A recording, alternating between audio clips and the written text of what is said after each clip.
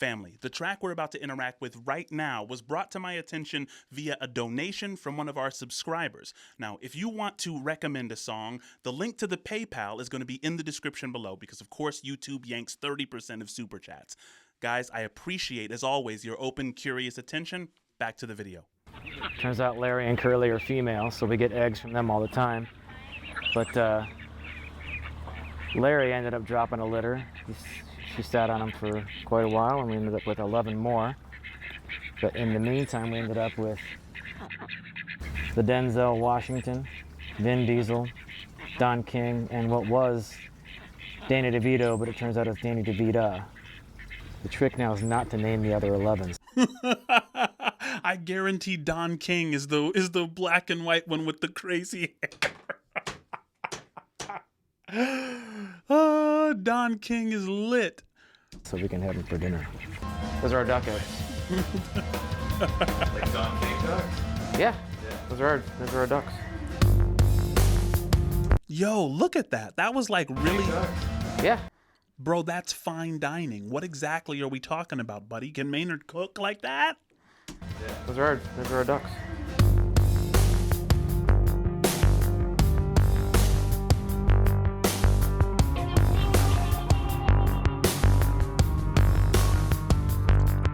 So it's Saturday, 22nd, waiting on Chris Turner and the crew to pick the Chardonnay from the Elefante block.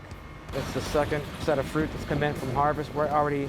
Yo, I need to know. Leave it in the comments below. And I don't know if he's going to say it in this one. I want to get a bottle of Maynard's Chardonnay and then have some while listening to Tool. That would be lit to be able to actually order some. Harvested the Lulienga, or the Lignan Blanc, from the Augustina block, and now we're getting the Chardonnay from the Elefante block. What I've done is I've just kind of gotten out of my own way. It was steaming and sulfur wicking. I'm a Pinot Grigio guy myself. I like the dessert wines. Continue, sir. The barrels and stacking those away so you can get them out of the way and get ready. You know, Pinot Grigio is not a dessert wine. I'm talking about, a Riesling. Yeah, Riesling is a dessert. For the reds to come later in harvest, and I've just prepped the press. Everything's ready to go. We're just waiting on the fruit, so should be here half hour. This is the nice downtime during harvest. Like, everything's ready to go, calm before the storm. Just kind of chill and enjoy your space. Enjoy the view. You're kind of slave to the sun and the rain. Mother Nature's in charge at this point. Do you see what I mean? If you didn't catch part one of, like I said before, there's a part about you have to learn to embrace fate when you're doing farming and harvesting. You're like, okay, I am subservient to the elements. I'm not the master of the elements. We all kind of teach us like, I'm the master. I'm going to wear this raincoat and I'm going to put my umbrella and I'm going to look at the farmer's almanac and decide when to do this and when to do that. And we insulate ourselves from from something that we cannot insulate ourselves from it biologically, right? We are evolved. It hasn't really been that long in our evolutionary history where, evolutionary pressures were so low that, the elements, didn't have some effect on us, right? And so reintroducing that into your life, saying, no, I am going to make it such that my biology is in sync with the elements. There are powerful insights that come out of that. Basically dump the whole clusters in the hopper. Hopper goes in, they go into this. This is what we call a bladder press. So when it's all in and shut down, you'll see there's little holes like a colander, and the bladder itself inflates like a big balloon, and it pushes the fruit up against that colander side, and the juice goes into the tray. I let it settle a little bit in here before I pump it out, but then we get it back into a tank, back in there, and let it settle for about 3 days. I'll rack it off because some of that sediment will settle at the bottom of the tank. I wonder if I were to go there and work, right? I wonder if how much nerding out is allowed. Like, is it all? I mean, especially during harvest time. I mean, listen, my wife's family are Idaho farmers. And I know, when harvest time is, there's not a lot of time to mess around. You know what I mean? But I would have so many questions, like, why the 3 days? When he says, I'm going to let it settle, you let it set for 3 days. Is the 3 days important to, to the purity, to the consistency, to the flavor? Like, what happens if you go, earlier than 3 days? What happens if it's later than 3 days? What are the consequences? I'm interested in things like that. So after about 3 days, rack it off that sediment, put it into a tank, and inoculate it. I'm not real comfortable yet with natural ferment. I don't have those kind of skills yet. I'm working on it, but so I'm going to inoculate with a cold-resistant yeast, and that'll ferment for about 30 days. We raise a heavy glass to you in our indestructible days. May heavens... I always like puzzles. What the heck song is that? That sounds fire. I never heard that song. Ferment for about 30 days.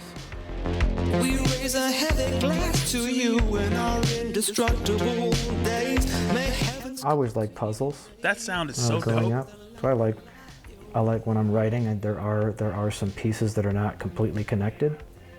See, I knew that about Maynard. I intuited that. Right? He says, look, I love puzzles. And so I love, like, when there's a part of the song that's not all connected. That's the way Maynard has been writing forever. I always say that when I'm covering Tool on this channel. I'm like, he's trying to make us work for it. He doesn't want to give it to us, right? He wants you to work for it.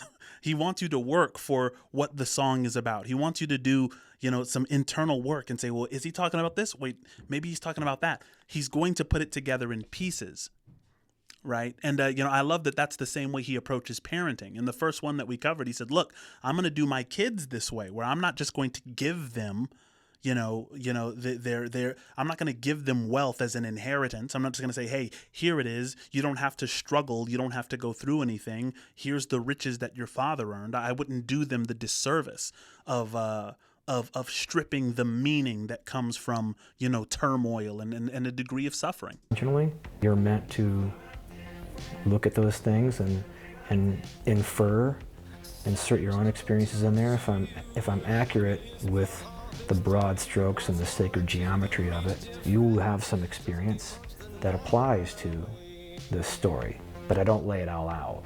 It's not all just ABC, therefore D. It's gonna be all over the map. It's gonna require you to be engaged in some way. And we're doing the same thing with the wine, doing the same thing with the food. We're giving you a little bit of a guide. We're not gonna beat you over the head with it. If you don't want to get it, you don't have to. You can just have some wine and some food and move along. The songs, you can just tap your feet, jump up and down, whatever you want to do. That's up to you. No matter what the project, Pussifer, Perfect Circle, Tool, we're trying to give you something that's more than the sum of its parts. There's something else there. And depending on where you are in your life, you may hear it or may not. Guys, I'm on this same journey. He's saying, I want to give you something more than the sum of its parts. I think that that's what this entire channel is about. Like, wanting to show you what's underneath. It's the reason that, the people who say that this channel resonates with them, or that I say things that resonate sometimes, the reason it resonates is because the insight was in you already, right? He's like, that's why it's called an insight. It's just like, it shows you what's right under your nose, right? I think that Tool is kind of, is on that same mission. Right? To say, look, you don't need someone lording it over you. You don't need someone putting deposits in you as if you're empty, or as if you're a blank canvas, right? It's in you already, right?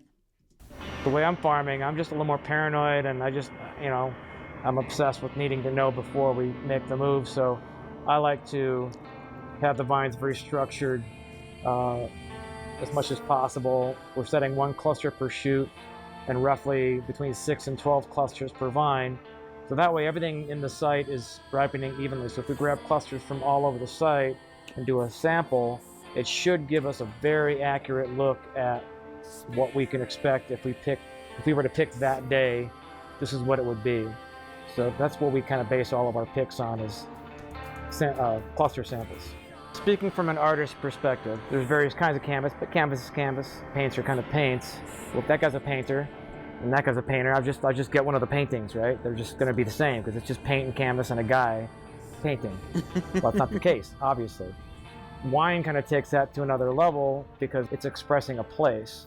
So every single place is going to express a particular variety differently.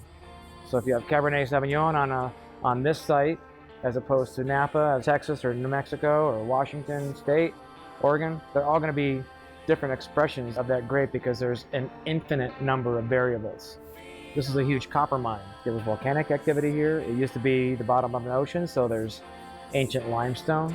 See, I you know, the fact that he knows this, the fact that he's researched this means that, look, you know, if I were to go down there and as I were to actually kind of meet Maynard, right, in some fantasy that happens in another lifetime, I think that we would nerd out. I think that there would, I think he would probably love to nerd out about this stuff, given what he understands. Leachate layers, decomposed granite, river sediment from all the creeks and rivers.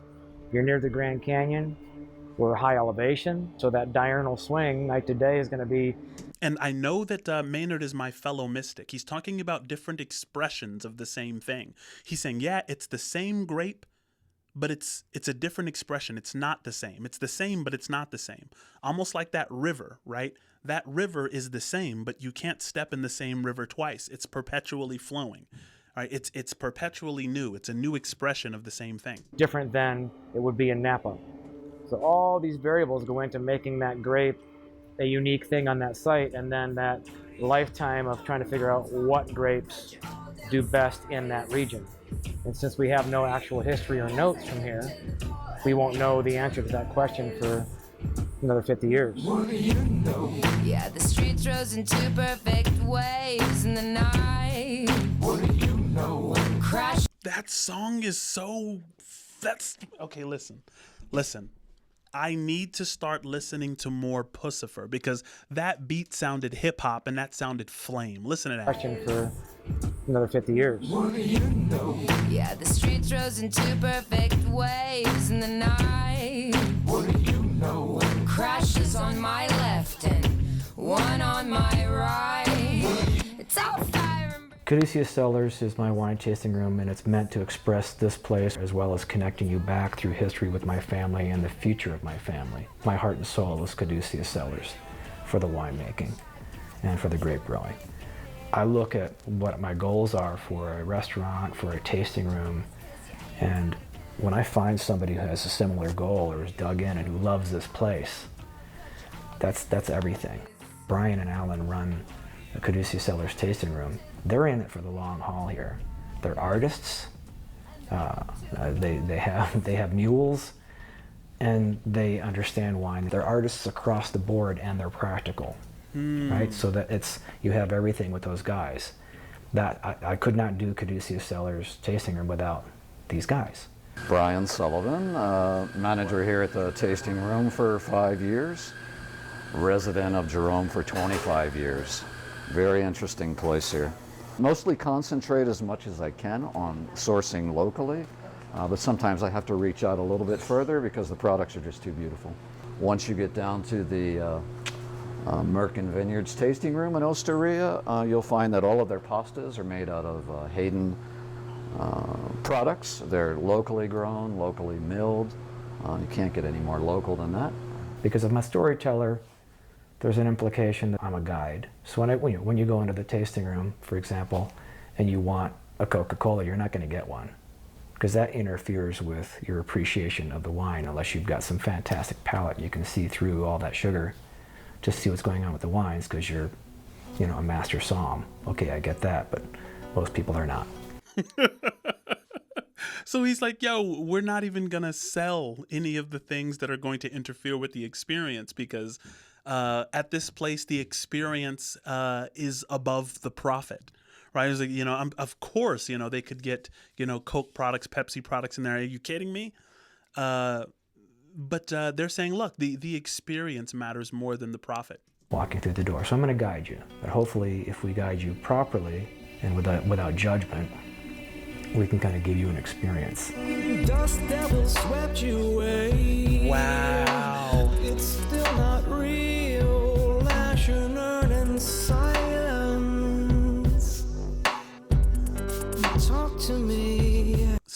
super dope. I'm going into part 3 right now.